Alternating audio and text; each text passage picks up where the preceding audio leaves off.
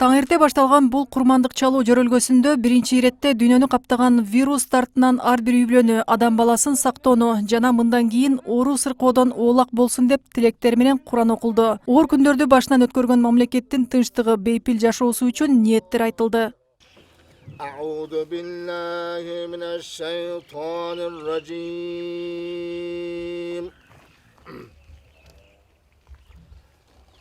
بسم الله الرحمن الرحيم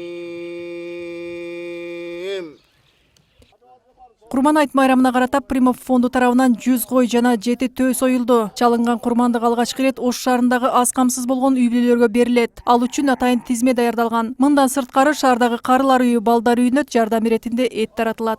Мүмкүндө биз шаарга 500 үй-бүлөгө жетебиз деген пландарыбыз бар.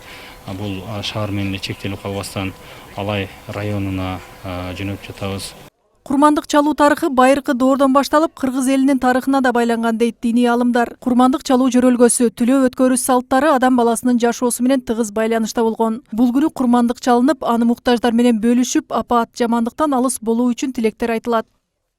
Бүгүн ушул Кудай Тааланын улуу Курман айт майрамыны Примов фонду Бердибай Примов өзү дагы жеке катышуусунда, Улан Бердибаевичтин катышуусунда 7 төө 100 кой курбандык кылынып жатат. Ушул максат ар бир момун мусулмандын, ар бир кыргызстандын үйүндө майрам болсун. Ошону менен биргеликте мынабул дүйнө жүзүн каптап турган улан оору, коронавирус, тажы вирусу көтөрүлсүн. Мамлекетибизге, жерибизге тынччылык, аманчылык келсин.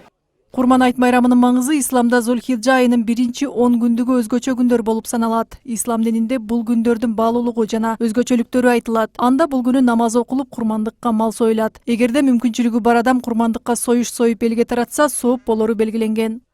Ислам дининде эң чоң майрам болгон Курбан айт майрам келди. Алла Таалам ушул Курбан айттын берекеси менен, урматы менен элибизге келген ушул оор кырсыктарды, оорулардан Алла Таалам сактаган болсун. Элдин уулу болгон Улан Примов агабыздын, ошондой эле Бердибай ажы атабыздын курбандыктарына турабыз. Бүгүн жыл сайын эле курбан чалып келет. Жеке ишкер Бердибай Примов жана Жогорку кеңештин депутаты Улан Примовдордун демилгеси менен уюшулган курмандыктан жалпы Ош Прим компаниясынын 500дөн ашуун кызматкерлерине да таратылмакчы. Ишкананын атынан жалпы 532 адамга жумушчуларга бөлүнөт. Жалпысы ушул 1 тоннадай эт жумушчуларга. Андан сырткары эттин калгандары ушул аз камсыз болгон үй-бүлөлөргө, Ош шаарына жана Алай районуна, көпчүлүк ушу аймактардагы аз камсыз болгон үйлөр бизге список менен кайрылышкан. Примовдордун үй-бүлөсүнүн атынан жыл сайын массалык курмандык чалуу иш-чарасы өтөт. Анда эттер карылар жана балдар үйлөрүнө, медресе, мечиттерге, аз камсыз болгон жетим жесирлерге, материалдык колдоого муктаждарга таратылат. Эске салсак, өлкөдө Курман айт майрамы кырдаалга байланыштуу чектелүү шартта өтүп жатат. Ош шаарында Курман айтка карата 100 бодо мал союлуп, муктаждарга таратылат. Махпурат Алибаева, Надыр Боронбаев, Ош Прим жаңылыктары.